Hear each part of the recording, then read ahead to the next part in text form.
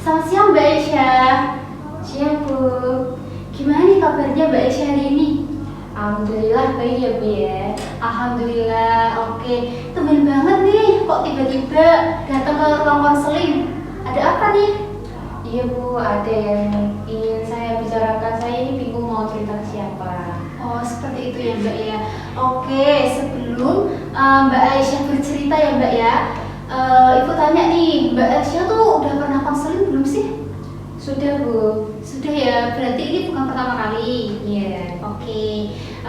Nah, sebelumnya nih ya, karena waktunya kita cukup terbatas ya Mbak Aisyah, misalkan Ibu kasih waktu 20 menit untuk sesi konseling kita hari ini, apakah cukup? Cukup sih Bu. Oke, nah selanjutnya nih Mbak Aisyah di sini karena Mbak Aisyah sudah pernah konseling ya. Iya. Mbak Aisyah ingat nggak asas-asas dalam konseling itu apa aja? Ingat sih Bu, ingat. Nggak ingat sih Bu. Oh, berarti sedikit lupa mungkin Iya. ya Mbak ya. Oke, di sini aku jelaskan ya Mbak ya. Jadi dalam konseling itu Mbak Aisyah tuh boleh bercerita apapun yang ingin Mbak Aisyah ceritakan.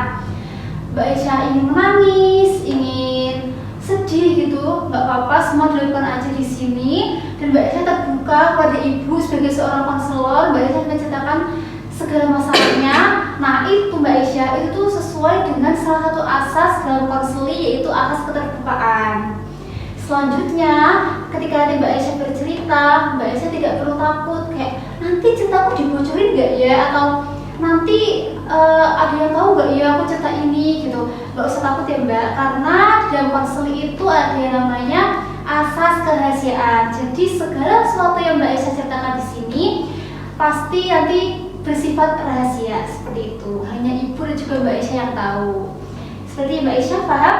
Paham Bu. Oke, jadi tadi kata Mbak Aisyah agak sehat. Tapi kayaknya dilihat-lihat nih ya, sedikit kayak murung atau ada yang dipikirin ya Mbak ya?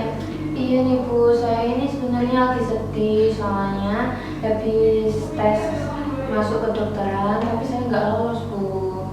Oh, jadi yang mengakibatkan Mbak Aisyah sedih, murung itu karena Mbak Aisyah habis itu ya tes kedokteran, tapi ternyata tesnya tidak sesuai dengan harapan Mbak Aisyah.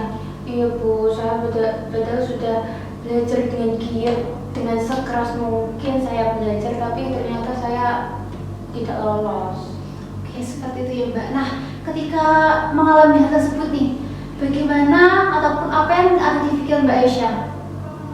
Saya merasa gagal ya Bu pastinya, dan pasti orang tua juga kecewa. Saya merasa mengecewakan banget gitu Bu. Seperti itu ya Mbak ya. Ibu mengerti apa yang sedang Mbak Aisyah rasakan. Pastinya ketika kita sedang mengalami kegagalan ya, apalagi sesuatu hal yang sudah kita usahakan, kita perjuangkan, tapi ternyata hasilnya itu mungkin belum rezeki ataupun kurang sesuai dengan ekspektasi, ya pasti yang seperti Mbak Aisyah rasakan tadi. Mbak Aisyah merasa sedih seperti itu ya Mbak. Terus merasa apakah Mbak Aisyah merasa gagal sebagai seorang anak ataupun sebagai seorang individu? Iya Bu, saya merasa nggak berguna gitu Bu jadi anak. Baik Mbak Aisyah, tadi kan kata Mbak Aisyah merasa gagal dan juga mengecewakan orang tua.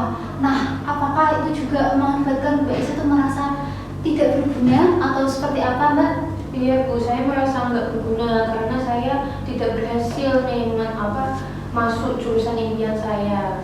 Oke, nah apa sih yang membuat Mbak Aisyah tuh berpikiran kalau saya tuh nggak berguna? Entah Bu, saya ya merasa seperti itu aja.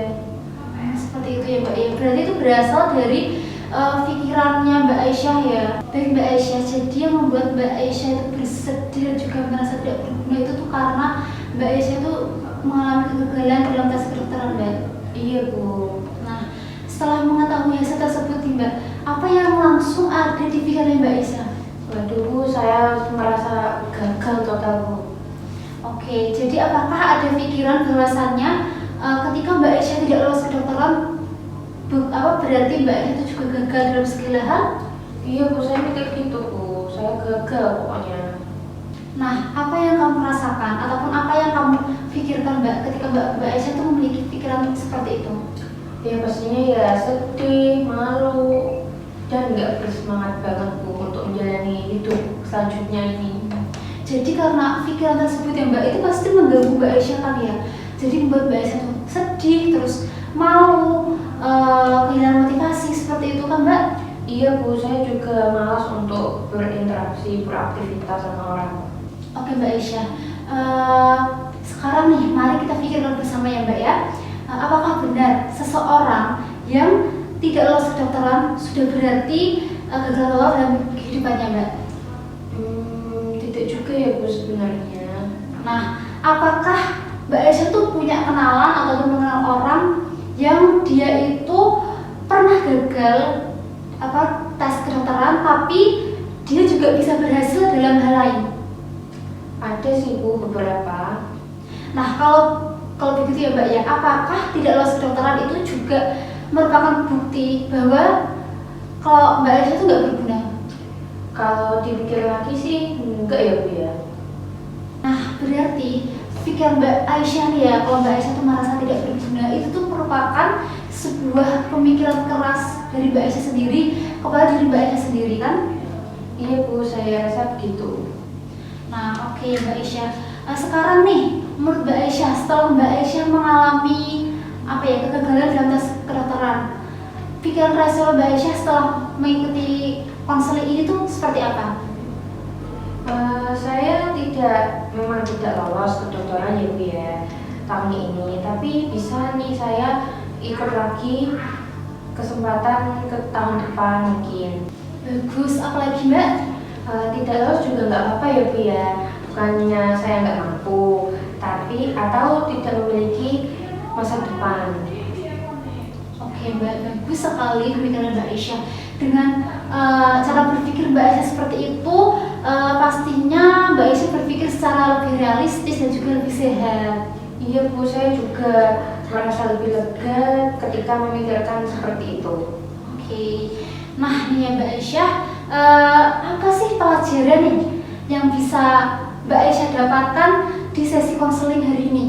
Saya menyadari ya Bu ya, bahwa membuat saya sangat terpuruk adalah pikiran saya sendiri tentang kegagalan itu. Oke, jadi ya Mbak, dapat disimpulkan ya Mbak ya, bahwa tidak lolos kedokteran itu adalah sebuah kegagalan pada sebuah proses ataupun peristiwa, bukan sebuah kegagalan seumur hidup ataupun kegagalan ya seumur hidupnya Mbak Aisyah, seperti itu ya Mbak?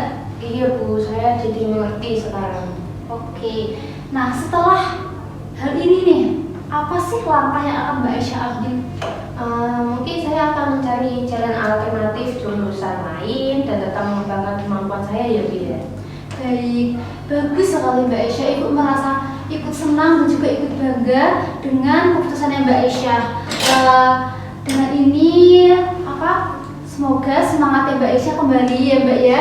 Mbak Aisyah kembali bisa bersemangat dalam mengejar cita-cita ataupun impian yang juga Mbak Aisyah impikan dan juga Mbak Aisyah harapkan, dan nanti bisa mendapatkan hasil yang terbaik yang sesuai dengan ekspektasi dan juga harapan Mbak Aisyah. Iya Bu, saya juga sangat berharap seperti itu untuk kehidupan saya di masa depan.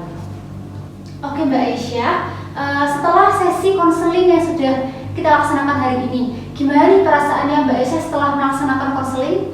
Alhamdulillah ya Bu ya, merasa lebih plong dan lega banget Bu. Jadi saya itu sebenarnya bergulir dengan pikiran yang kurang baik gitu ya Bu ya.